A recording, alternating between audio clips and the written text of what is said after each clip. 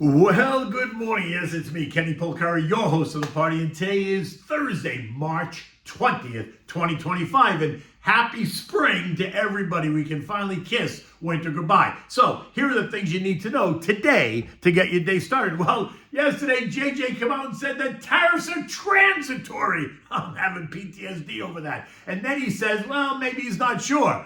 And then he continues, though, to hint at 2 rate cuts this year. I say maybe. He cuts economic growth and he raises threats of inflation. Bonds rallied, stocks rallied, oil was flat, and gold steady. So what do we have in dinner tonight? We're going to have the pork chop pizzaiola. So delicious. Okay, and I know I keep saying this, the markets are anxious. Maybe it's causing you some undue stress. It's making you uncomfortable. You can certainly look me up. Click on the link, slatestone.com. Click on the contact us page.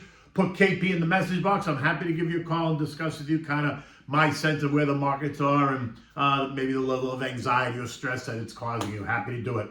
Okay, so I said good morning and happy spring. And while the weather is improving, the market remains a bit stormy. Now, I say it isn't so. JJ said that the impacts caused by tariffs would be transitory. He then hedged himself by saying that that was his base case and that, in fact, he really can't know if the effect will be transitory or not. Oh boy, here we go.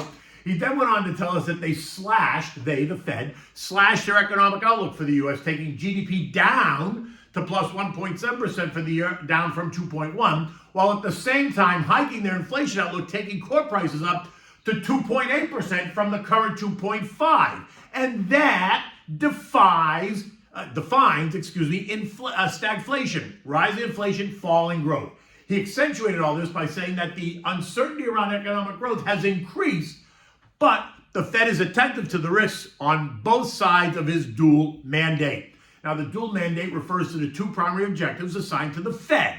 The objectives are 1, maximum employment. The Fed aims to promote a strong labor market, striving for conditions that allow as many people as possible to find jobs, effectively keeping unemployment low. The other one, number 2, is price stability. The Fed seeks to maintain stable prices, which typically means keeping inflation in check, often targeting a moderate inflation rate, say around 2% annually, to avoid both runaway inflation and deflation. In practice, the Fed uses tools like interest rates and monetary policy to navigate the trade-offs between stimulating employment and controlling inflation. And after all this, he is still projecting 2 rate cuts this year, and he reconciles that by saying that investors should not worry that inflationary pressures caused by tariffs will prevent him and the Fed from cutting rates if the economy weakens materially. So I guess you have to kind of define what does that really mean, materially. And the algos went wild, but they appear to be suffering a hangover this morning. Yesterday, by the closing bell, we saw the Dow gain 383 points or 1%. The S&P up 60 points or 1.1%. The Nasdaq up 245 points or 1.5%. The Russell up 32 points, 1.6%. The Trent was up 72 points or 0.5%. The equal-weighted S&P up 50 points or 0.7, while the Mag 7 gained 384 points or 1.7%. Now, the industrials, the SP, and the equal-weight indexes are all now in the normal trading zone. The Nasdaq, Russell, Trent, and Mag 7 continue to trade in correction zone, meaning they're down more than 10% off their recent highs. Every sector of the 11 S&P sectors rose. Consumer discretionary leading the way, up nearly 2%. But remember, that sector was down 14% year-to-date coming into yesterday morning, so it's called bargain hunting. Energy was up 1.6%. Industrials and tech up 1.3%. Communications up 1.2%. Financials up 1.1%. Utilities and basic materials up 0.4%. Real estate up 0.1%. And healthcare and consumer staples ended the day flat. Airlines surged by nearly 3%. Again, it's bargain hunting because they were down nearly 15% year-to-date coming into yesterday. Home builders up 1.4%. Retail up 1.8%. Disruptive tech up 3.8%. Again, think bargain hunting, right? The growth trade gained 1.6%. Again, bargain hunting because those sectors were down substantially coming into the day. The content trades all moved lower, making sense, but they remain in positive territory for the year so far. The VIX, the fear trade, has backed off from its most recent highs seen during the couple of anxious weeks that we just went through. It is now down 34% off that high, leaving it sitting right on trendline support. This morning, though, it's up a buck or 5.25%, as futures are unsteady and investors really dissect more of the commentary. Bonds moved higher on the news. The TLT up 0.5%, the TLH up 0.4, while the AG added 0.3, all while JJ confirmed that there was no need for drastic action in the face of Trump's trade war. And by the way, he also announced that the Fed plans to lower the monthly cap of the amount of treasuries on the balance sheet that it allows to mature without being reinvested. So he is adjusting monetary policy, slowing the pace of quantitative tightening, reducing how quickly the Fed shrinks the balance sheet and pulls money out of the system. This screams of a more cautious approach, keeping more liquidity in the system, easing the pressure on rates. So in short, lowering the cap slows the reduction of the Fed's balance sheet, keeps them buying more treasuries, and keeps more money flowing into the system, and suggests that the Fed is dialing back on how hard it is hitting the brakes on the economy. The Fed has signaled that they are a buyer of treasuries. Capiche? So prices rose, yields fell. The two-year yield ended the day at 3.97, while the 10-year fell to 4.24%, down from 4.32. And the sun set on another day. Oil continues to trade in a tight range, a $66, $68 range. This morning it's unchanged at $67.15, right smack in the middle. Remember, the next move is going to be dictated by what happens in Russia-Ukraine, and I think that move is lower. Think easing geopolitical tension. Gold is feeling a bit toppy, right? It's up 6% in the past week. It's up 16% year to date. And while I continue to think it's going to move higher, I would not be surprised to see some digestion. This morning it's down $6 at $3,035 an ounce. I'm guessing that we could see it back off to the $29.75 level just to test it, to see where the bodies lie. Again, easing geopolitical pressure should take some of the wind out of the sails for gold, but building trade wars and ongoing market volatility will keep buyers kind of in line. U.S. futures are down this morning, and that should surprise nobody at all. This whole two-rate cut narrative, yeah, not so much.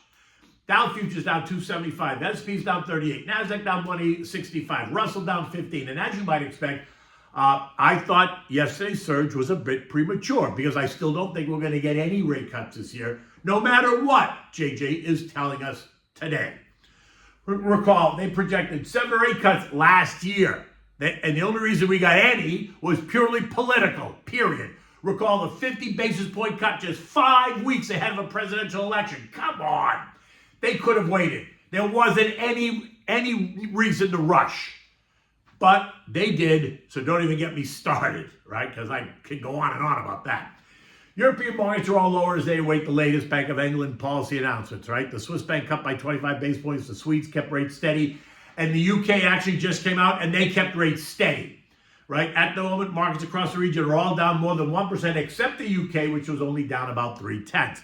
The SP closed at 56.75, up 60 points. Now notice what's happening. On Tuesday, we lost 60 points, and yesterday we gained 60 points, and that's what's happening week over week. We lose 150 one day, we gain 150 the next day. We lose 300 one day, we gain 300 the next day, as we continue to churn, though, ever lower. Keep your eyes on 5,600 on the S&P. If we test that and fail, then I suspect that we're going to test the March lows of 5,500, 5,504. Trendline resistance, though, is way up at 57.43. So we got room there to trade, right? Remember, there's been a lot of damage done to the markets, the internals of the markets, and investors and markets need time to reassess that landscape. And while I am bullish long term, I keep saying that we are not, and no one should expect this V-shaped recovery. The end of the quarter is only days away, and so you should expect more volatility going into the end of the quarter. And then it's going to be tax day, so there'll be a little bit more volatility in April. Now, get comfortable with being a bit uncomfortable. Stay defensive while remaining cautiously optimistic. In any event, you know the drill. Stick to your plan. Don't panic. And if the recent pullback is causing you undue stress, then maybe you need to reconsider that plan. Again, Call me to discuss because I'm happy to do it. Okay. What do we have for dinner tonight? Well, we're going to have the pork chop pizzaiola, right? It's just like its sister recipe, the steak pizzaiola, the chicken pizzaiola. This is a hearty, full-bodied dish that can be eaten all by itself, enjoyed with a glass of Chianti or vino di tavola, which is the table wine. There's no need to go over the top. It's all about enjoying the moment with just simpleness. Now, for this, you need thick cut pork chops on the bone, right? About 3/4 inch thick. You need olive oil, oregano, garlic, onions, red and green bell peppers. You need a can of crushed tomatoes, not puree. So you need some red wine, salt, and pepper, and crushed red pepper flakes are optional, but you can use them. It adds a little kick, right? Now, in the saucepan, you're going to heat up the olive oil, add the crushed and sliced garlic, move it around a little bit, let it cook, let it get nice and golden. Then add in the sliced white onions and the julienne bell peppers. Turn the heat to medium and cover it like you're going to let them cook, right? You don't want them to burn. When the onions and peppers are soft, say it's about 5 minutes, we're going to add the can of crushed tomatoes, the oregano, and the red pepper flakes if you're using them. Turn the heat up, bring it to a quick boil, and then reduce the heat to medium-low. Add red wine, about 1/2 cup, season it with salt and pepper, let it simmer and thicken up for, 10 to 15 minutes, 20 minutes, whatever. This is not like, it doesn't have to sit there for hours, right? Next, you're going to rub the pork chops with olive oil, season them with salt and pepper. Don't drown them, just enough to massage the chops and prepare them for the skillet. Now, heat up your skillet really high, get it nice and hot. Add the chops. If you have a rib skillet, that works even better. You can sear these for about 4 minutes and turn them over and continue cooking for another 4 minutes. Then turn the heat down to medium-low. Then add the tomato sauce and all that stuff to the skillet and cover and simmer the pork chops and let them cook for another 10 minutes on simmer. This should give you a nice medium chop. Now, if you prefer, you can let it simmer longer if you want more well done. When it's done, remove the chops from the skillet and arrange them on the plate. Stir the sauce that's left in the pan to deglaze the bottom, making sure to scrape the pan for any bits that are left behind. Then spoon the sauce over the chops and serve immediately. And have this, like I said, with a glass of Chianti or vino di tavola. And you can always actually have some Italian bread with this too to kind of soak up the sauce. It is so delicious. In any event, it's going to be another gorgeous day here in Florida. We're like in the mid-70s. It is absolutely beautiful. The sun is the sun is out. The sky is blue. It is gorgeous. Until tomorrow, take good care.